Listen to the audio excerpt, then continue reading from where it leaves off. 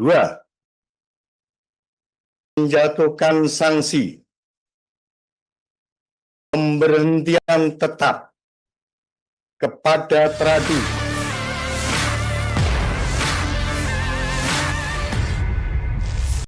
Wanita inisial CAT, korban asusila Hashim Asyari, sempat mengaku mengajak mantan pimpinan Komisi Pemilihan Umum atau KPU itu melakukan pemeriksaan kesehatan. Hal itu dilakukan CAT setelah keduanya melakukan hubungan badan. Pasalnya CAT mengaku mengalami gangguan kesehatan fisik setelah berhubungan badan dengan Hashim. Fakta tersebut terbuka ke publik kala Majelis Dewan Kehormatan Penyelenggara Pemilu atau DKPP membacakan surat putusan terkait kasus tersebut pada Rabu 3 Juli 2024 lalu. Dalam sidang putusan terungkap, Hashim memaksa CAT selaku anggota PPLN Den Haag melakukan hubungan badan di salah satu hotel di Belanda pada 3 Oktober 2023. Peristiwa hubungan badan layaknya suami istri keduanya terjadi saat Hashim melakukan kunjungan kerja ke PPLN Den Haag Belanda terkait tahapan pemilu 2024. Pada 31 Oktober 2023, CAT menghubungi Hashim melalui aplikasi pesan WhatsApp.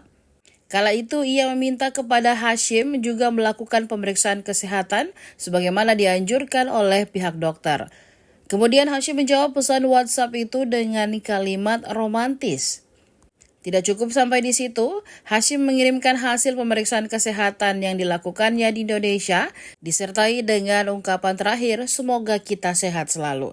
Diketahui Hashim dan CAT melakukan hubungan badan saat ia sedang bertugas sebagai ketua KPU di Amsterdam, Belanda. Saat itu sedang diadakan kegiatan bimbingan teknis atau BIMTEK PPLN yang berlangsung pada 2 hingga 7 Oktober 2023, tepatnya di Den Haag. Hashim mengajak CAT yang merupakan PPLN dan berdomisili di Den Haag untuk mendatanginya ke hotel pada suatu malam di tanggal 3 Oktober 2023. Dalam pertemuan di Hotel Van der Walk, Amsterdam, Belanda itu, keduanya pun berbincang. Sampai akhirnya Hashim mengajak CAT untuk berhubungan badan, mulanya korban menolak. Namun dalam perbincangan tersebut dikatakan dalam persidangan bahwa Hashim merayu dan membujuk CAT untuk melakukan hubungan badan terus-menerus. Bismillahirrahmanirrahim. Assalamualaikum warahmatullahi wabarakatuh. Selamat siang, salam sejahtera buat kita semua. Sidang pembacaan putusan Dewan Kehormatan Penyelenggara Pemilu Republik Indonesia hari ini Rabu tanggal 3 Juli 2024. Dengan ini saya nyatakan dibuka dan terbuka untuk umum.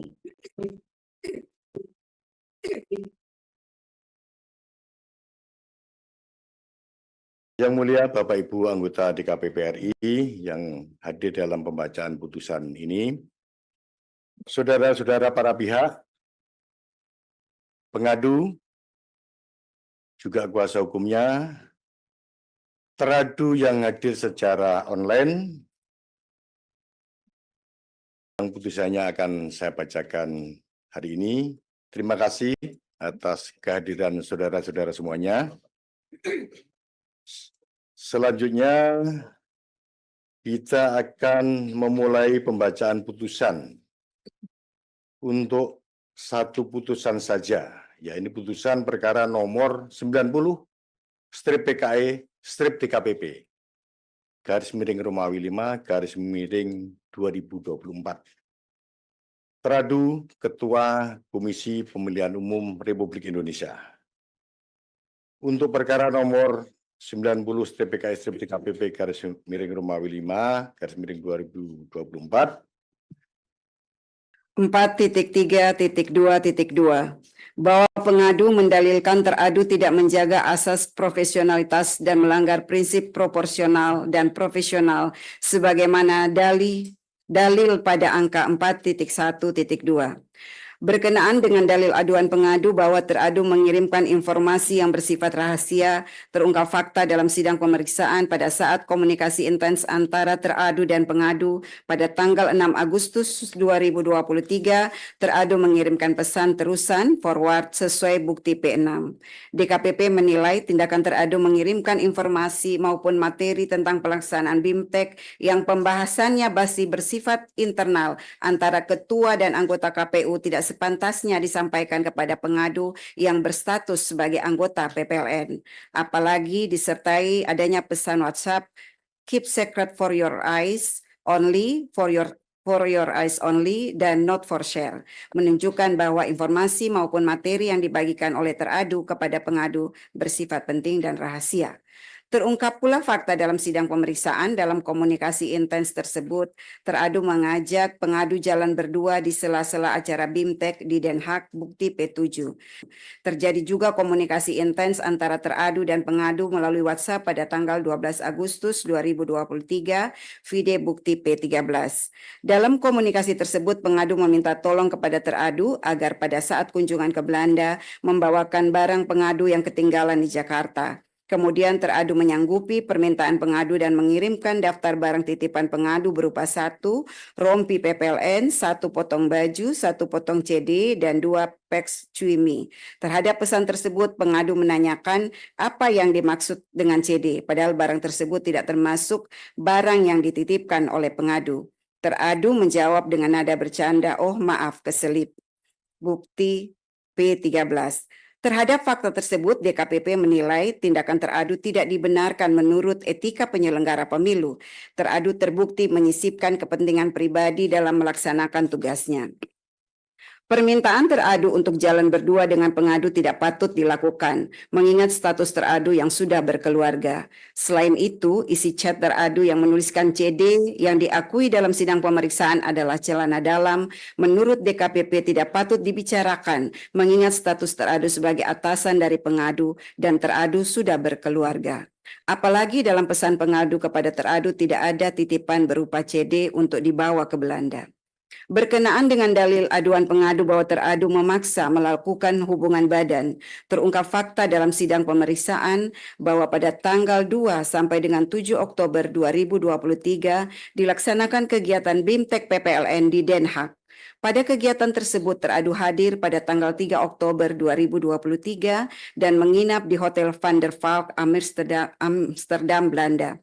Bahwa dalam sidang pemeriksaan pengadu mengaku pada malam hari tanggal 3 Oktober 2023 pengadu dihubungi teradu untuk datang ke kamar hotelnya.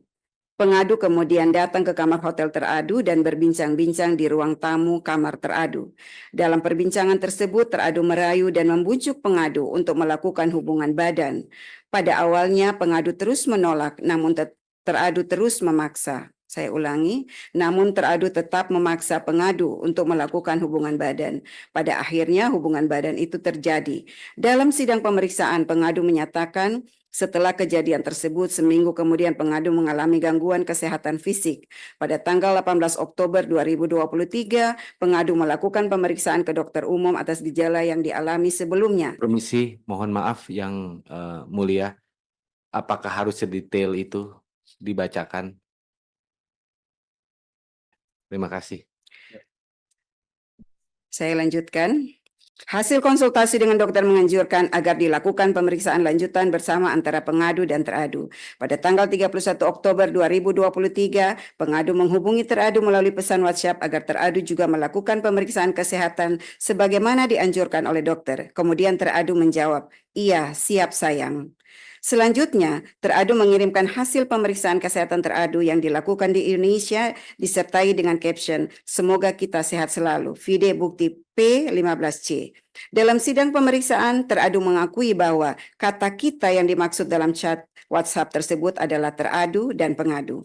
Berdasarkan uraian fakta-fakta tersebut, DKPP menilai telah terjadi hubungan badan antara teradu dengan pengadu pada tanggal 3 Oktober 2023 sesuai dengan bukti P15A, P15B, P15C, P16, P20, dan P21. Berkenaan dalil aduan pengadu bahwa teradu menyusun dan menandatangani surat pernyataan tertanggal 2 Januari 2024, terungkap fakta dalam sidang pemeriksaan bahwa teradu mengakui membuat dan menandatangani surat pernyataan akuo pada tanggal 2 dan 5 Januari 2024. Bahwa surat pernyataan tersebut dilatar belakangi oleh kedatangan pengadu ke Indonesia dengan maksud menagih kepastian janji teradu untuk menikahi pengadu pasca kejadian pada tanggal 3 Oktober 2023. Bahwa pengadu datang ke Jakarta pada tanggal 9 Desember 2023 difasilitasi oleh teradu berupa tiket pesawat dan menyiapkan 1 unit apartemen dengan nomor 705 di Oakwood Suite Kuningan atas nama Wildan Sukoya untuk dipergunakan pengadu sejak tanggal 8 Desember 2023 sampai dengan 7 Januari 2024 sesuai bukti pihak terkait Ahmad Wildan Sukoya, vide bukti PT2. Akan tetapi pengadu tidak mendapatkan jaminan kepastian dari teradu, sehingga pengadu meminta teradu untuk membuat surat pernyataan tertulis di atas materai yang pada pokoknya berisikan janji teradu kepada pengadu. Terhadap fakta-fakta tersebut, DKPP menilai bahwa tindakan teradu membuat surat pernyataan yang berisi janji-janji kepada pengadu layaknya prenuptial agreement atau kesepakatan jaminan suami istri merupakan tindakan yang tidak patut dilakukan oleh teradu. Tindakan teradu membuat surat pernyataan tersebut sangat relevan dengan peristiwa yang terjadi pada tanggal 3 Oktober 2023 di Hotel Van der Valk, Amsterdam, Belanda. Selanjutnya, berkenaan dengan dalil bahwa teradu menyalahgunakan jabatan, wewenang, dan fasilitas negara untuk kepentingan pribadi, terungkap fakta dalam sidang pemeriksaan bahwa benar teradu menggunakan kendaraan dinas milik teradu untuk kepentingan pribadi mengantar dan menjemput pengadu di luar tugas kedinasan pada saat pengadu berada di Jakarta. Bahwa teradu juga terbukti memfasilitasi tiket pesawat pengadu pulang pergi Jakarta Singapura dengan total biaya sebesar 8.697.500 rupiah. Sebagaimana keterangan pihak terkait Retno Kusumastuti, vide bukti PT1 dan PT2.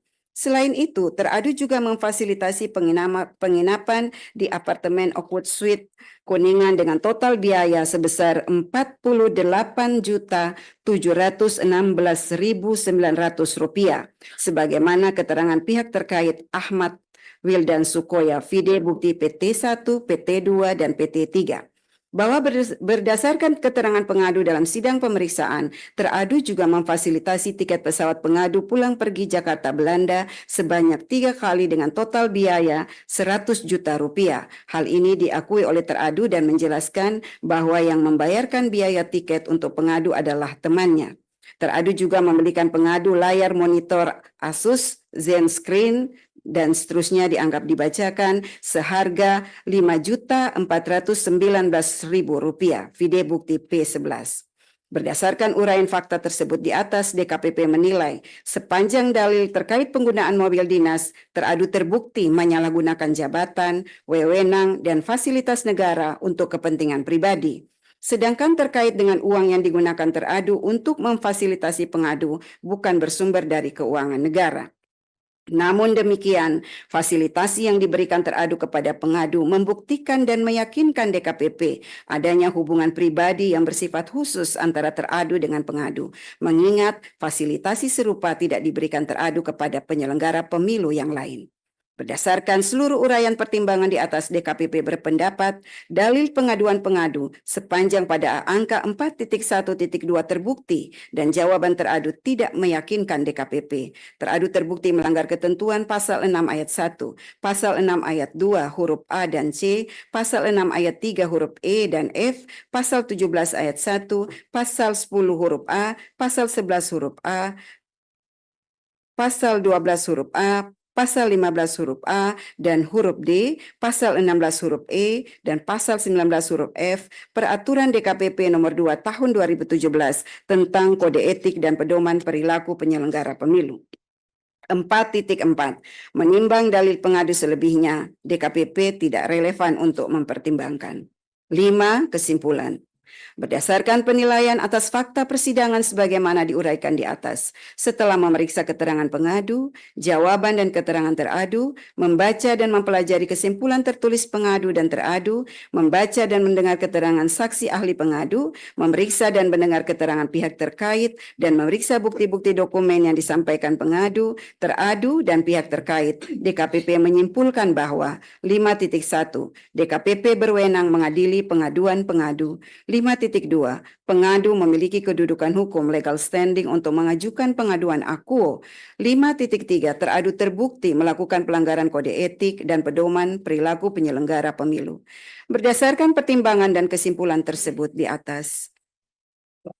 Bismillahirrahmanirrahim. Memutuskan. 1. Mengabulkan pengaduan pengadu untuk seluruhnya. 2. Menjatuhkan sanksi pemberhentian tetap kepada teradu Hasyim Asyari selaku Ketua merangkap anggota Komisi Pemilihan Umum terhitung sejak putusan ini dibacakan. 3. Presiden Republik Indonesia untuk melaksanakan putusan ini paling lama 7 hari sejak putusan ini dibacakan. Dan 4. Memerintahkan Badan Pengawas Pemilihan Umum untuk mengawasi pelaksanaan putusan ini. Demikian diputuskan dalam rapat pleno oleh 6 anggota Dewan Kehormatan Penyelenggara Pemilu, yakni Hedi Uligito selaku Ketua Merangkap Anggota, C. Kristiadi, Ratna Dewi Pitalolo, Idewa Kade Wiarsara Kasandi, Muhammad Tio Aliansa, dan Loli Suendi masing-masing sebagai anggota. Pleno pertama pada hari Selasa, tanggal 11 bulan Juni tahun 2024, dan pleno kedua pada hari Rabu, tanggal 12 bulan Juni tahun 2024, dan dibacakan dalam sidang kode etik terbuka untuk umum pada hari ini, tanggal 3 Juli tahun 2024 oleh Hedi Uligito selaku Ketua Merangkap Anggota, C. Kristiadi, Ratna Dewi Pitalolo, Idewa Kade Wiarsara Kasandi, dan Muhammad Tio Aliansa masing-masing sebagai anggota. Pada Bapak Ibu para pihak yang hadir dalam persidangan ini, baik yang hadir secara di ruang sidang ini maupun yang hadir secara online, saya ucapkan terima kasih atas kehadirannya di ruang sidang ini. Kepada rekan-rekan, para jurnalis yang saya cintai, saya banggakan, sidang ini sidang terbuka, saudara-saudara boleh meliput, tapi mohon dengan hormat, saudara-saudara semua, dengan bijak menyiarkan jalannya persidangan ini. Ini sekedar himbauan saya, bukan perintah. Terima kasih saudara-saudara jurnalis atas kehadirannya di ruang sidang ini. Dengan mengucapkan Alhamdulillahirabbil alamin, puji syukur kepada Tuhan Yang Maha Kuasa, sidang pembacaan putusan Dewan Kehormatan Penyelenggara Pemilu Republik Indonesia hari ini, Rabu tanggal 3 Juni 2024. Dengan ini saya nyatakan ditutup.